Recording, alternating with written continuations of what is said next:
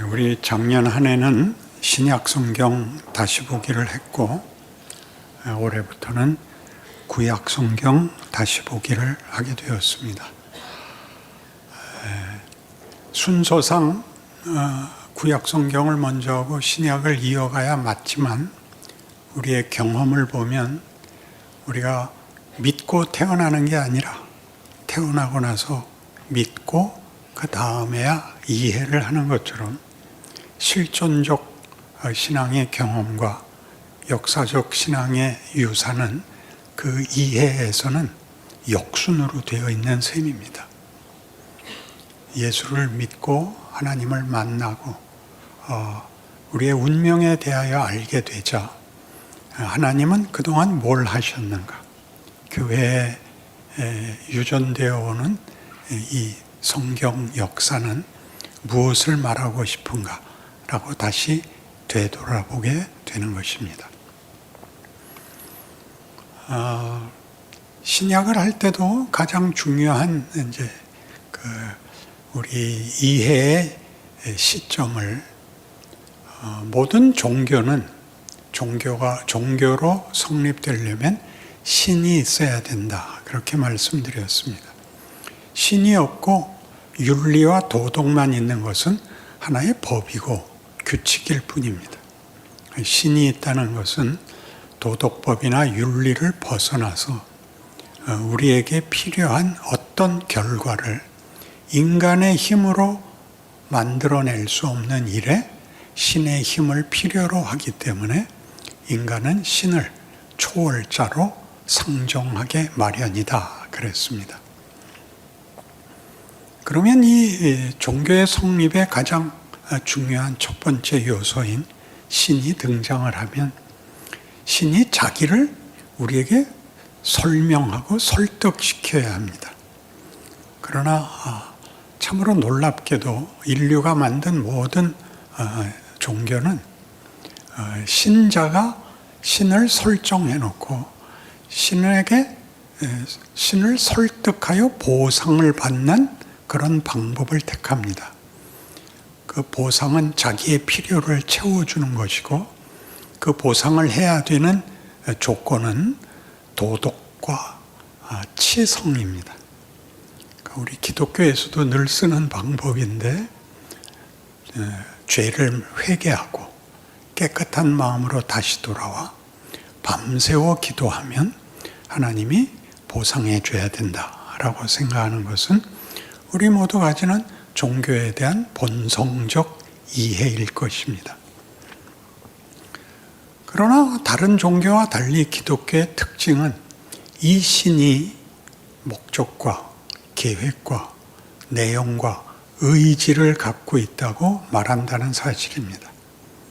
신약을 시작하면서도 언급했던 중요한 성경 구절이 에베소서 1장 3절에서 6절인데, 찬송하리로다 하나님 곧 우리 주 예수 그리스도의 아버지께서 하늘에 속한 모든 신령한 복을 우리에게 주려 하시고, 창세전에 그리스도 안에서 우리를 택하사 그 앞에 거룩하고 흠이 없게 하려 하시며, 그 사랑하는 아들 안에서 우리를 자녀 삼으사 그리스도 예수 안에서 거저 주시는 바 그의 은혜의 영광을 찬송하게 하려 함이라. 이건 전부 신이 가진 의지로 설명되고 있는 것입니다. 그러니까 우리가 신을 납득시켜야 되는 것이 아니라 신이 우리를 납득시켜야 되는 것이 기독교 신앙의 내용인 것이죠. 그런데 우리는 전에도 얘기했듯이 저 사람은 예수 안 믿어도 천국 갈 사람이야 라는 말에 그저 맥이 빠집니다.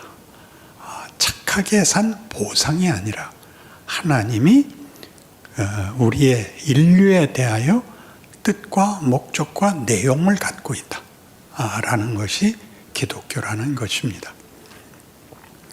그래서 오늘 우리가 창세기에 등장하는 하나님의 자기 설명을 보면 하나님은 천지를 지으셨다. 모든 지은 것이 만족스러웠다. 하나님의 영광의 작품이다 라는 얘기 속에 주인공에 해당하는 제 아담과 하와를 만드는 이야기가 나오는데, 이 인류에 대해서 생육하고 번성하란데, 그런 축복의 근거가 우리는, 인류는, 인간은 하나님의 형상이라는 것이죠. 하나님의 형상이라는 건 우리가 자식들이 부모를 닮았다 그러는 것 같이, 보기에 닮았다는 것보다 더 중요하게 그 본질에 있어서 그 인격과 지위와 신분이라는 차원에서 대등하다라는 말입니다. 그러니까 인간이라는 건 대단히 그 기독교 신앙 내에서는 지위와 신분이 고급합니다.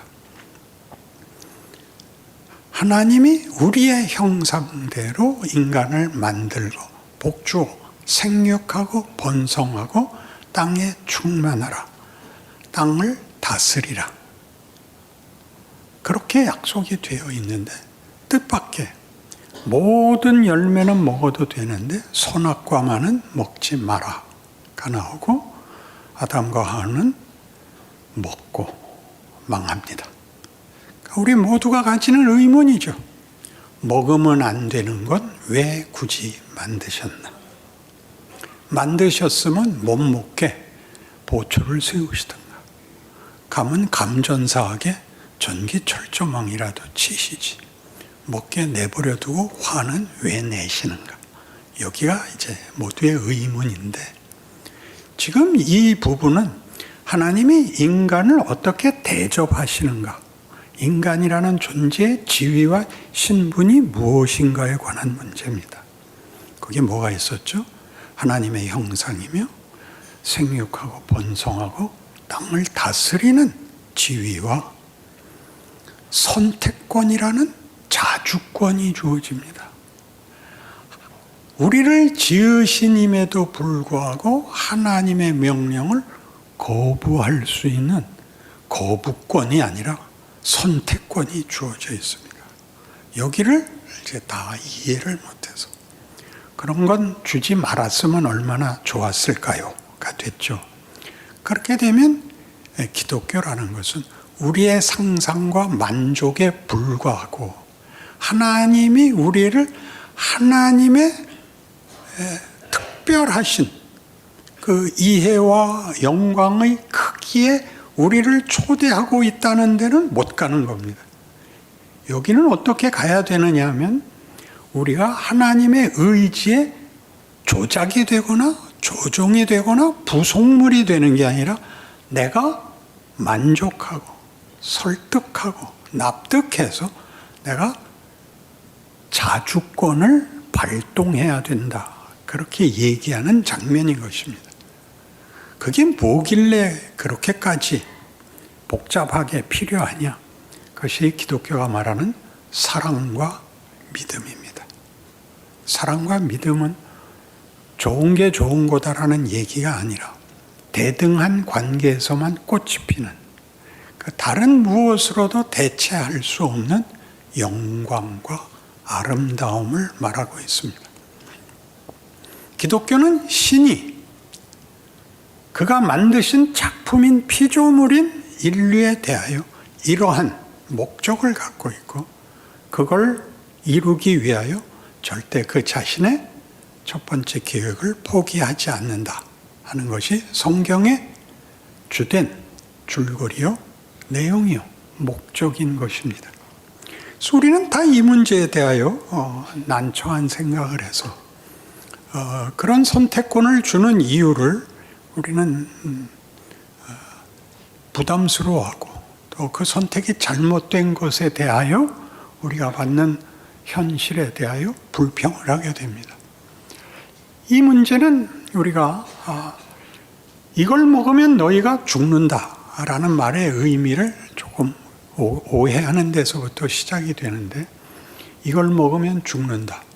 이 사망은 이제 신약에 오면 죄값이다 이렇게 되니까, 불순종에 죄를 지어서 사망이라는 형벌을 받는다.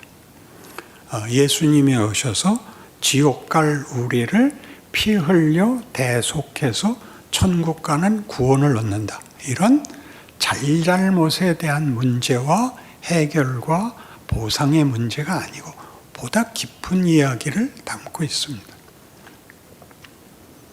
사망이란 벌이 아니고 하나의 현상입니다. 요한복음 15장식으로 얘기하면 포도나무 비유를 들면서 예수님께서 나는 포도나무요 너희는 가지니 가지가 줄기에 붙어 있으면 절로 열매를 맺되 가지가 줄기에서 끊어져 있으면 땅에 떨어져 마르고 썩는다 라고 얘기합니다. 사망은 소멸되는 것입니다. 존재론적으로 소멸이 되고 가치가 소멸되는 것입니다. 그것은 말하자면 우리 인생에서 늘 보듯이 인생은 결국 죽음으로 끝이 나는데 죽음이란 없어지는 정도가 아니라 우리가 현실에서 경험하듯이 현실을 살아내려면 이 세상에서는 생존 경쟁에서 승자가 되어야 하는데 그 부러워하는 승자들도 죽을 수밖에 없다는 것은 없어질 수밖에 없다는 것이 존재론에만 해당하는 것이 아니라 그의 성공마저도 성공이 아닌 것이라고 증명이 돼요. 나이가 들면 다 혀를 차고 원망을 하고 후회를 하게 마련이다. 이것이 사망입니다. 근데 이 사망은 왜 일어나느냐 할 때 죄를 진, 죄값 이렇게 표현하는 것을 지금 요한복음 15장 포도나무의 비유로 보면 줄기에서 끊어져 있기 때문입니다. 생명에서 분리됨으로 생명이 유입되지 않으니까 썩을 수밖에 없습니다. 구원을 왜 영생이라고 하느냐면 끝없는 생명이라는 뜻보다 더 크게 생명에 연결되어 있다는 것이 구원입니다. 그러니까 죄란 선악과를 먹는 것이란 하나님으로부터의 분리를 말하는 것입니다.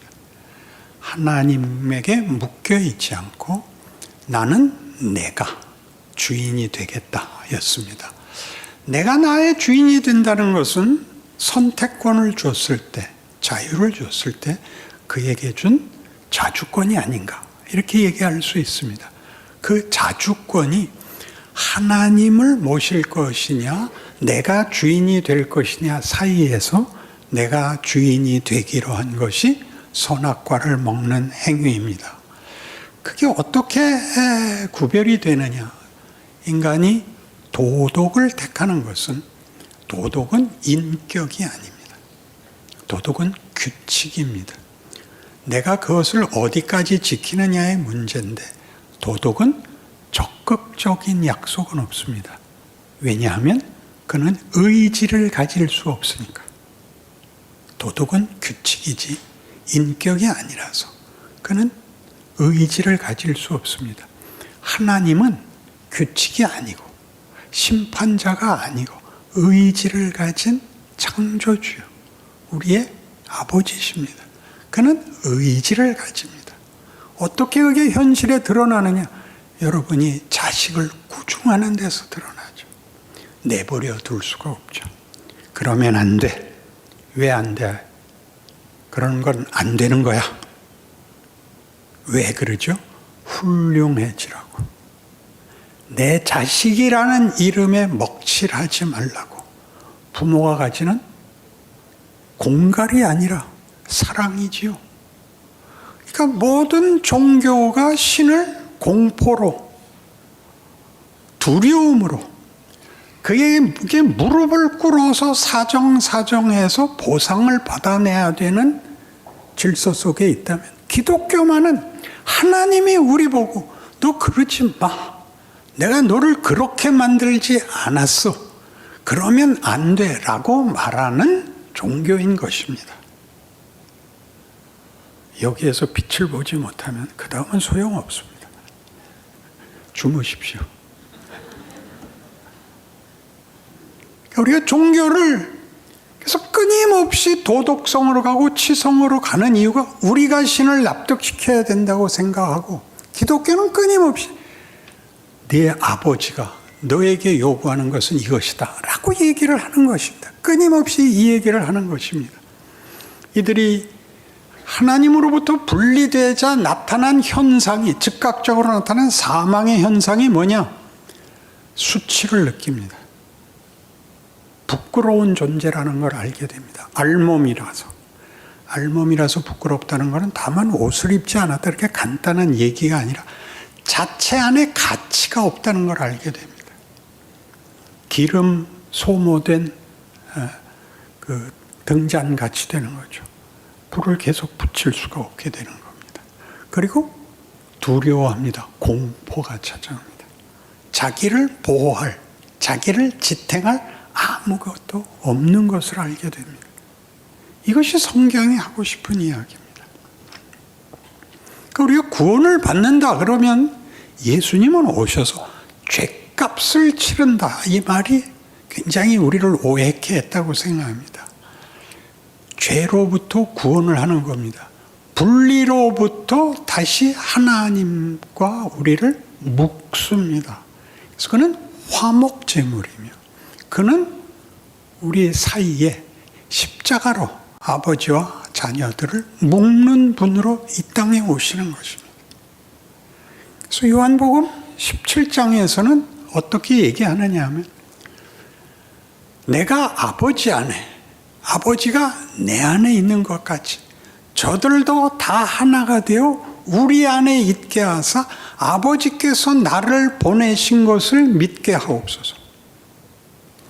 동일한 조건 속에서 아버지가 나를 사랑한 것 같이 저들도 사랑한 것을 믿게 하옵소서. 이렇게 됩니다. 그러니까 아버지가 우리를 놓지 않고 있다. 아버지가 우리에게 가졌던 계획과 목적을 포기하지 않고 있다를 알게 하옵소서. 그리고 그 내용은 아버지와 내가 하나인 것 같이 저들도 다 우리 안에 묶는 것입니다 라고 관계와 연합의 차원을 얘기하는 것입니다.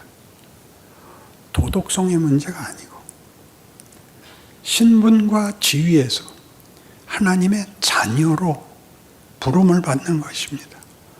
여러분, 부모와 자녀는, 부모가 얼마든지 자녀를 기를 때 매질도 하고 꾸짖기도 하지만 자녀가 부모에 대해서 공포를 가지는 적은 없으며 부모가 자식을 포기하는 적도 없는 것입니다. 여기가 기독교입니다. 그래서 탕자의 비유가 놀라운 것은 작은 아들이 자기 몫을 달래가지고 집을 나갑니다. 나가게 놔둡니다. 나가서 어떤 현상이 일어나느냐? 소비밖에 할 수가 없죠.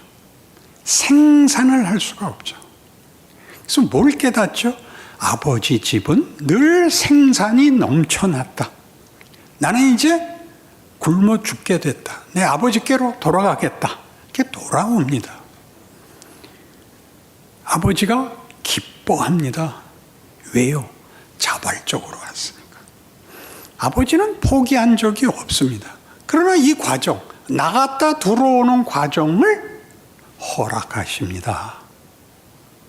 하나님이 아담과 하와가 먹을 줄 알았나 몰랐나는 중요한 것이 아니라 우리에게 준 자유라는 선택권이 얼마나 무한정의 그 권리인가와 그걸로 인하여 하나님은 우리에게 하시려고 하는 일에 대하여 어떠한 성실하심과 어떠한 정성을 기울여 그 목적을 이루고야 마는가 하는 데 대하여 놀라야 되는 것입니다. 왜요? 이 일은 현대인들에게 반복적으로 일어나고 있기 때문입니다. 우리는 우리 일상에서 예수를 믿으면 믿지 않는 자와 구별이 있을 줄로 다 같이 기대하고 있습니다. 최소한 신앙생활을 하고 기도하고 각오를 하면 세상 사람들이 열이라는 고난 속에 있으면 우리는 그래도 한 5쯤에서 봐줘야 되는데 하나도 차이가 없어 보입니다. 왜 하나님은 이렇게 하시는가? 선악과를 만든 거랑 똑같죠. 우리의 선택과 우리에게 준 자유의 실력을 우리에게 확인시킵니다. 내가 어디까지 왔나? 내 실력이 어디까지인가를 보이십니다. 왜요? 더 가자고. 더 가자고 그럽니다. 우리가 소원하는 더 이상의 어려움은 싫습니다. 이쯤에서 그만해 주십시오. 하나님께 다 맡길 테니까 제발. 그럼 하나님이 그럽니다. 네가 원하는 수준에서 그만두는 것은 네가 정신연령 6살에서 늙어 죽겠다는 얘기인데 난 그 꼴은 못 본다. 네가 청소년기를 지내고 반발하고 밖에 나가서 지랄 발광을 해도 좋다. 커라! 하나님이 인간에게 무엇을 줬는지 그 준 자유라는 것이 권리와 책임에서 어떻게 많은 내용을 채워 멋진 사람이 되는 것인지 너 자신에게 채워라. 이렇게 얘기하는 것이 구원이요, 인생이요, 현실인 것입니다. 언제나 한 사람밖에 없는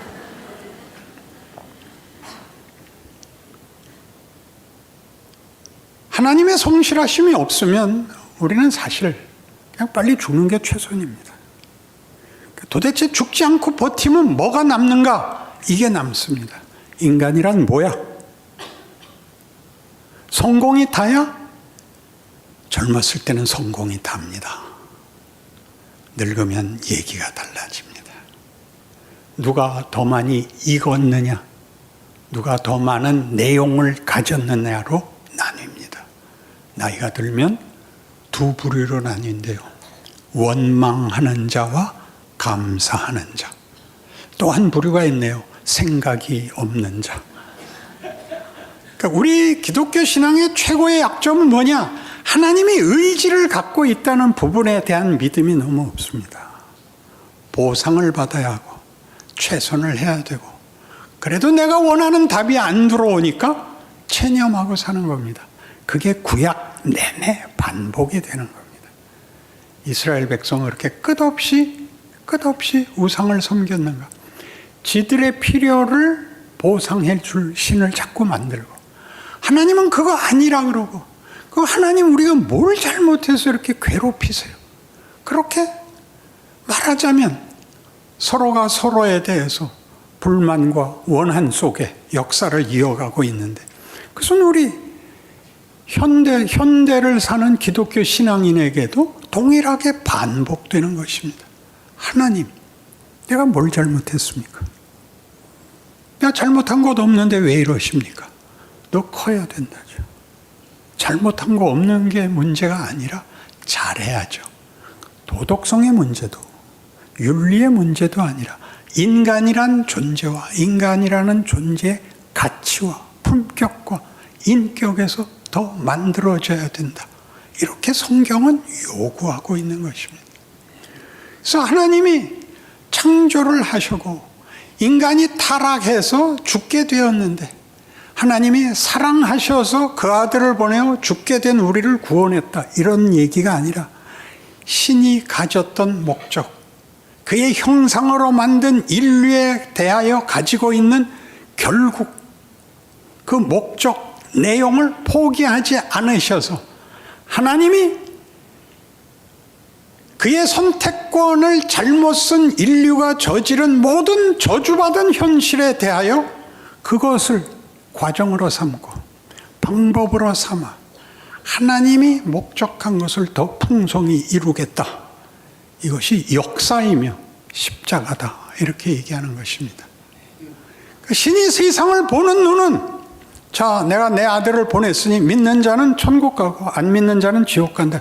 이렇게 간단한 이분법이 아니라 하나님은 창조주로서의 책임과 우리를 만들 때부터 가졌던 하나님의 형상이라는 약속에 대한 하나님의 영광을 우리 에베소 1장 6절에 있는 바와 같이 그리스도 예수 안에서 우리에게 거저 주시는 바 그의 은혜의 영광을 찬송하게 하는 자리까지 우리를 만들고야 말겠다. 지금 하나님이 오늘이라는 날을 아직도 지키고 계시는 그의 약속이며 신실하심이며 임재이며 권능인 것입니다.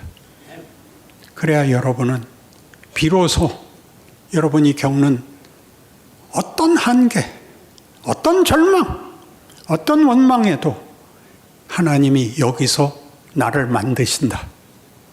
여러분 자녀를 키워보면 안 그런가요? 큰 놈하고 작은 놈이 싸우면 누구를 벌하죠? 큰 놈 보고 뭐라 그러죠? 큰 놈이 그럽니다. 제가 먼저 그랬어. 근데 왜 나한테 화를 내? 넌 큰 놈이잖아. 작은 놈 하겠다고요? 그러니까 우리가 가지는 생각의 뜻밖에 우리는 하나님이 없는 겁니다. 의지에 찬 하나님. 우리의 부모가 되겠다는, 너는 내 자식이다. 자식을 위하여 부모가 죽지? 부모를 위하여 자식을 잡는 부모 있냐? 이렇게 도전해 오시는 것이 기독교이며 그 아들을 보내신 아버지며 천지를 지으시고 우리에게 그 고귀한 지위 아버지의 영광으로 지으시고 이제까지 여러분을 인도하시고 함께 하시는 우리 예수 그리스도의 아버지이신 것입니다. 여러분의 하루하루의 인생과 경우들에 대하여 보다 깊고 놀라운 시각을, 안목을 가지심으로 기다릴 수 있는, 더 잘할 수 있는 적극적 신앙의 자세와 자라남이 나이와 함께 늘 풍성하기를 바랍니다. 기도하십시다. 하나님 아버지, 우리의 하나님이 되셔서 우리에게 축복하시고 우리의 존재와 운명에 대하여 하나님의 이름을 거셨습니다. 우리를 위해 그 아들을 보내실 만큼 아버지요, 창조주요, 구원자요, 우리를 사랑하는 이심을 풍성히 나타내셨고 우리의 인생의 어떤 경우에도 하나님이 함께 하신다는 것도 증명하셨습니다. 자라나게 하옵소서, 위대하게 하옵소서, 감사와 찬송이 끊이지 않는 우리의 현실이 되게 하옵소서. 예수님 이름으로 기도합니다. 아멘.